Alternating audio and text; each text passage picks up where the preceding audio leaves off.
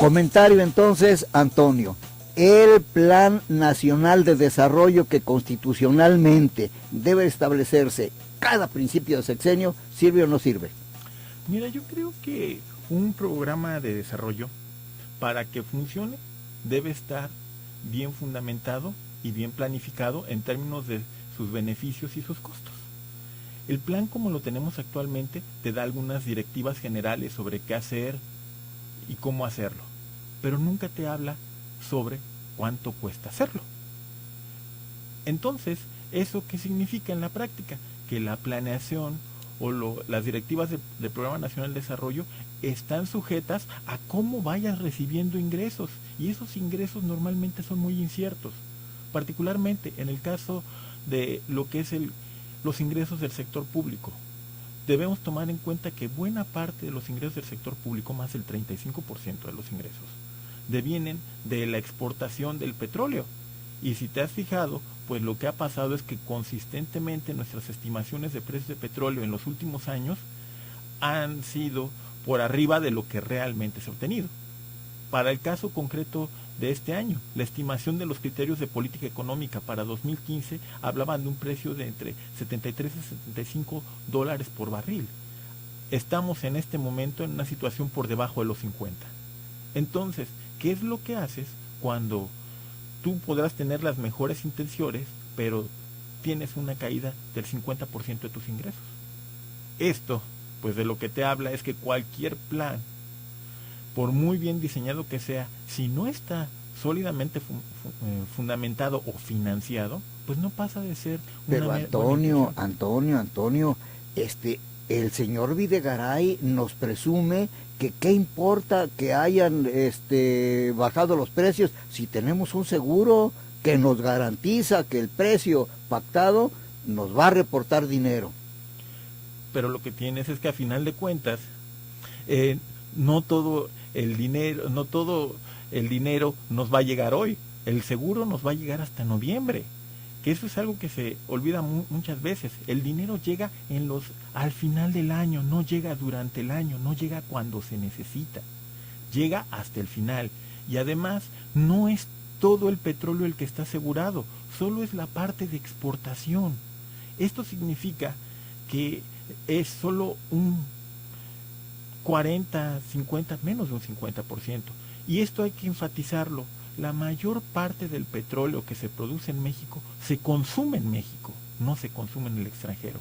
Esto significa que la mayor parte del petróleo mexicano no está asegurada.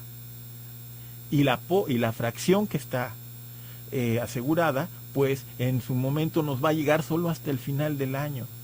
Entonces eso significa que nos va a llegar cuando ya no lo necesitemos o cuando necesitamos gastarnos en cualquier cosa de presupuesto, excepto en lo que realmente urge y en el momento que era requerido.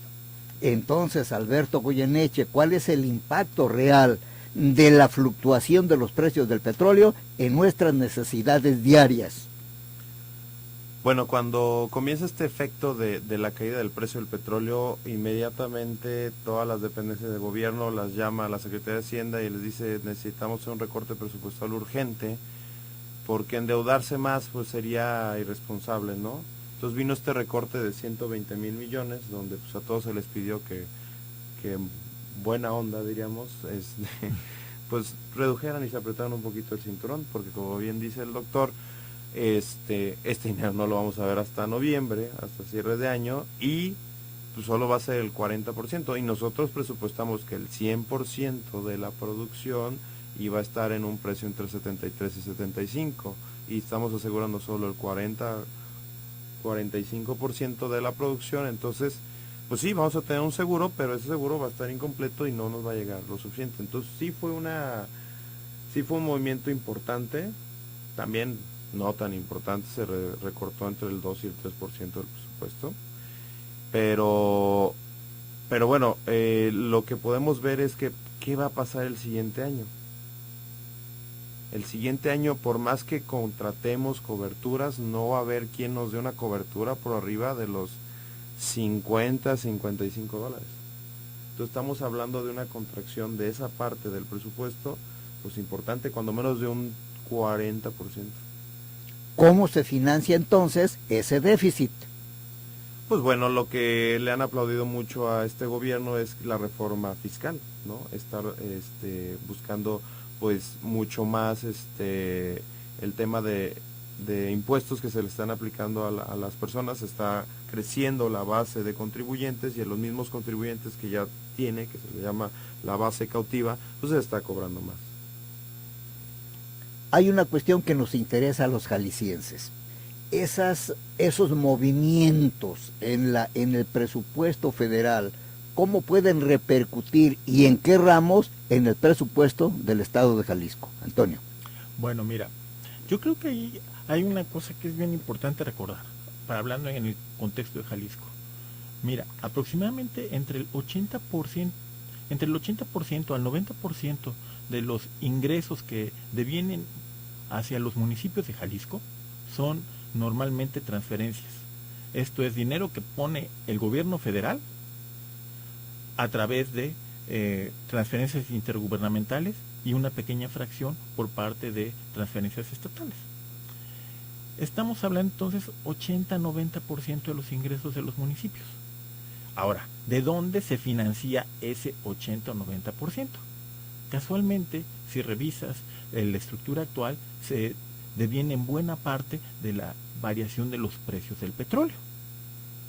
Eso significa que estas caídas que estamos anticipando para el precio del petróleo para el siguiente año, los primeros que lo van a resentir van a ser los municipios. Esto significa que ¿en qué lo vamos a ver? Posiblemente reducciones de servicios públicos como basura, alumbrado, seguridad pública. Por ahí será curiosamente donde nosotros veamos el impacto de estos problemas petroleros y en general estos problemas asociados a las finanzas públicas en el ámbito federal. ¿Sí? Y esto yo creo que hay que enfatizarlo. Mucha gente cree que estos asuntos del precio del petróleo los vemos en las gasolinas. No, paradójicamente los vemos directamente sobre los servicios públicos que nos prestan los municipios.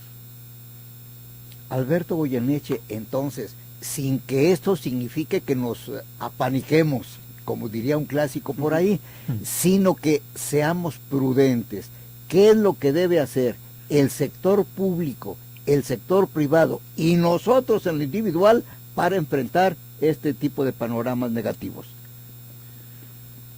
Bueno, lo primero el sector público pues debe de hacer conciencia de los ingresos menores, de que una de sus fuentes principales de ingresos, como es el petróleo, que más o menos aporta un 30% del presupuesto, pues va a ir hacia la baja. Entonces debemos ser muy conscientes. Este esfuerzo de hacer un presupuesto base cero, que pues seguramente va a tener mucha resistencia y pues es un experimento porque va a ser la primera vez que se va a hacer. Vamos a ver qué tal. Es una buena alternativa, ¿no? Justificar todo el dinero que se quiere gastar, ¿para qué es? El problema es pues la famosa corrupción y el tema de pues los favores ya que se deben, o sea, el gasto etiquetado. Entonces, pues será complicado. Para el sector privado, me parece que pues la industria debe de saber que, bueno, seguirá habiendo una gasolina y un diésel elevado, no a valores de mercado como debe estar, porque el gobierno pues de ahí quieras o no, ok, me está saliendo más barata la gasolina, estoy vendiendo más barato el petróleo, pero me estoy compensando un poco. Y también lo que dicen muchos de parte del gobierno es durante muchos años fue subsidiada, estaba por abajo el precio del mercado, entonces ahorita estamos recuperando un poco eso, ¿no? Entonces, ese insumo principal para la industria pues seguirá estando caro, seguirá subiendo cuando menos una vez al año como lo prometieron. Entonces el siguiente año esperemos que se suban 3-4% los combustibles, ¿no? Hay un escenario de inflación baja, lo vemos. También hay un escenario de un tipo de cambio que va a seguir alrededor de los 16 pesos porque pues el dólar está fuerte. No quiere decir que México tenga un problema como en los años 70, en los años 80. No nos estamos devaluando porque tengamos malos fundamentales económicos. En realidad Estados Unidos tiene una moneda fuerte y eso nos beneficia a nosotros en el tema de exportaciones, nos estamos siendo más competitivos. nuestra moneda es muy competitiva. Bueno, y ahora pues aterriza, estimado Alberto, en el día a día de mi casa, de la cocina de mi casa, de la mesa de mi casa, del comedor, de los zapatos, en fin, el particular, ¿qué actitud debe asumir? Bueno, el particular debe asumir que, por ejemplo, los combustibles van a estar caros, entonces lo que debe hacer es, uno, pues buscar si va a cambiar de coche, pues que su principal factor de decisión sea que sea un coche ahorrador de combustible, porque el combustible va a seguir caro. Va a haber pues recortes presupuestales, entonces se va a sentir un poco eso. Entonces la mejor estrategia que puede tomar ante ello es la moderación, inclusive hacer un presupuesto base cero en casa, que quiere decir, claro, los gastos que actualmente tenemos los necesitamos, qué cosas realmente son necesarias y qué cosas no, o cuáles podemos prescindir para darle una mayor prioridad al ahorro, ¿no? Qué importante lo que nos estás diciendo, porque al final de cuentas nos imaginamos siempre que, mira, esos problemas, mira, están sucediendo en Europa, están sucediendo en Grecia, en Portugal, en España, en Italia, en Irlanda, pero no están sucediendo aquí, ¿verdad?